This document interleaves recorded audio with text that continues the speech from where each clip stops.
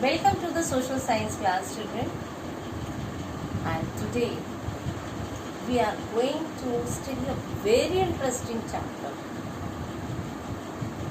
But before that, I want to tell you that as social science is divided into three parts, one is your history, one is civics, and one is geography. In our book also, we have the chapters related to the history also, civics also, as well as the geography also. So when we talk about, we have the three clear divisions of the subjects. When we talk about geography, it means we are talking about the location, wildlife, food, and all many things related to that particular country or a continent. Clear? That becomes your geography, where we use the political map, physical map. In history also we use. And then comes your history.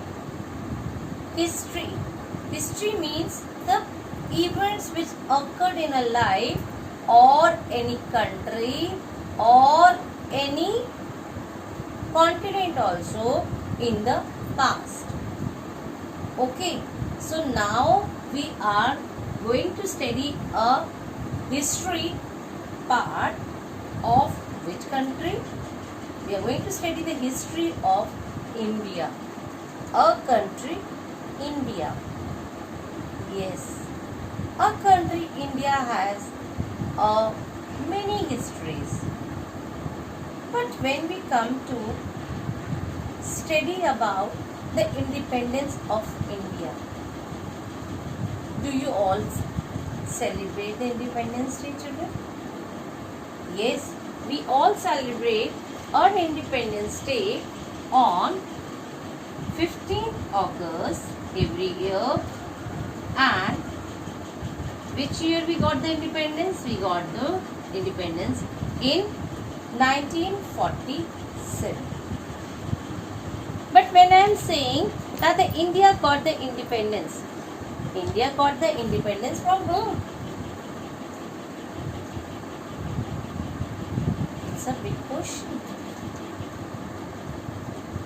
India was under the control of the Britishers. Many invaders came to India to rule a country. And at last, like the Dutch, Portuguese, we have Muslims also. They ruled Mughals. We call them as Mughals. They also ruled a country. And at last, the Europeans or the Britishers were there who ruled a country. And finally, India got its independence in 1947. That is why we always celebrate 15th August as our Independence Day every year with the thrill and zeal. Okay, with all the excitement, everyone is ready to show the love towards the country because India got its independence on that day. So now we are going to study about the history of India. Clear? How these rulers came to India. So here we are going to study about first topic, that is establishment of foreign rule in India. How these foreigners came to India. So let us see who was the first explorer who came to India. He was Vasco da Gama, a Portuguese explorer who came to India and reached India. Which place? Calicut. And in which year? 1498. And India got its freedom in 1947. That means a long story of the ruling is there. And we will study how the India got its independence also. So, here Vasco da Gama, a Portuguese explorer, reached India to Calicut in 1498. What was his main aim? Or what was the main aim of the Europeans to come to India? As you all know that India is rich in mineral resources and agriculture also. That is why they want to do the trading with India. Trading means a business with India. So what they did, they established the centers.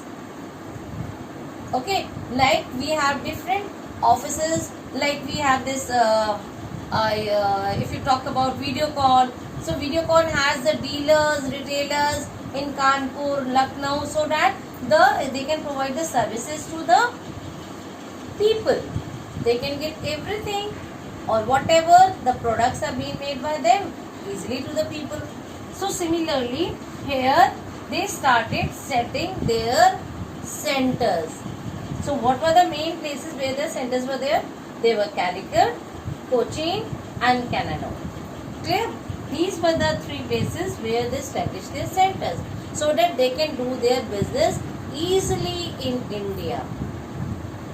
Okay, and now what were the items they were trading? Like if you know about that, India is very much famous for the spices. If you see the south part of India, we get a lot of spices over there. So what were the different things? They were spices, silk and gold. So they started trading. They take the spices, silk and gold from India. Clear? So this is the way how they established their rule in India and what was their main purpose. So children, now the story begins. Who gave the permission to establish their centers here? And where they are going to establish their centers? As I told you, India is ruled by the Dutch and Mughals also. And at that time, Mughals were ruling the kingdom. Okay, we were under the control of the Mughals. So all these Mughals, the king Jahangir was there. Okay, and the king Jahangir was there, and Jahangir gave the permission to the Britishers that they can establish. What did they do? They get the permission. The company, that is your East India Company, got the permission that they can establish at Bombay, or the new name is Mumbai, and Madras, and the new name you know that it is Chennai. These were the two places where they permitted to set up East India Company. Okay, now what happened? These French set up their companies. Where did they set up? They set up their companies. They established their ordinary block at Chandranagar, Bengal, and Pondicherry, that is near Chennai, and the new name is Puducherry. You all know that. And then what happens? The conflict starts between the Britishers and the French. Conflict means now who will rule?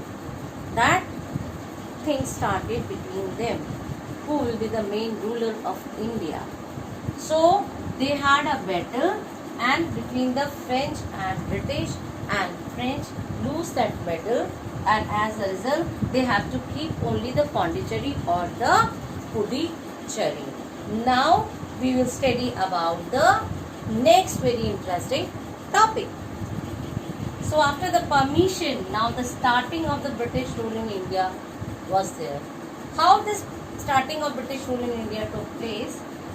It was as they established their army in Bengal. Okay, now they have a center at Bengal also. After defeating the French, now they have established themselves in Bengal. And during that time, as I told you, the Mughal rulers were there. The Mughal Empire was there. So the Nawab Sirajud-Dowla was there. So when the Nawab Sirajud-Dowla was there, he was quite angry with the Britishers that why they are conquering and why they are trying to establish their army along with doing the trading. He refused to be that their army should be there. So he ordered his army that British's army to remove their army from Bengal. Now, as the Britishers were not ready to remove their army, Sirajud-Daulah was also not agreed that the army should be there. Finally, what happened? The battle took place. And what that battle was? That battle was named as Battle of Plassey, which took place in 1757. Okay, 1757. And then, from the Britishers, who was leading this? From the Britishers, Robert Clive. Who was leading? Robert Clive was leading, and he won the battle. From the Nawab Sirajud-Daulah of Bengal. They had a good fight. And then after winning that, one more battle took place, and that was Battle of Buxar in the year 1764. In which year? 1764. And then Britishers, now they did not look back, and they started conquering from one part of India to the other part, because now they knew that they can capture India in their hands. They use all the tactics so that they can control a country. So now Britishers conquered the most part of India. Now certain rules are there. Now let us see that what are the different rules which are implied. Now the Britishers try to imply or imposes the different ways, different rules. So first was subsidiary alliance, and this was introduced by Lord Wellesley. Introduced this subsidiary alliance. Under this alliance, they said that Indian rulers should accept the conditions which are made by the company. Company means the British East India Company.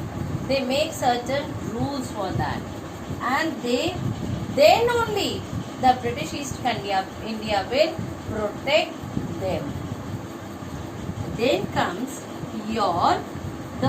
what are the two alliances which they have imposed or they have said. So the first one is the ruler would keep troops. Okay, if they are keeping the troops, why they keeping the troops? Because as I told you here that the company will protect. The company will protect from whom? From the internal. Internal means if any kind of things which are having under the Indian rulers. Okay, suppose any of the ruler, where the ruler is, Indian ruler is ruling, the Maharajas, the kings were there, they are ruling, and one of the state or province people are going against him, so they attack on him. So then what happens? Then what happens, student?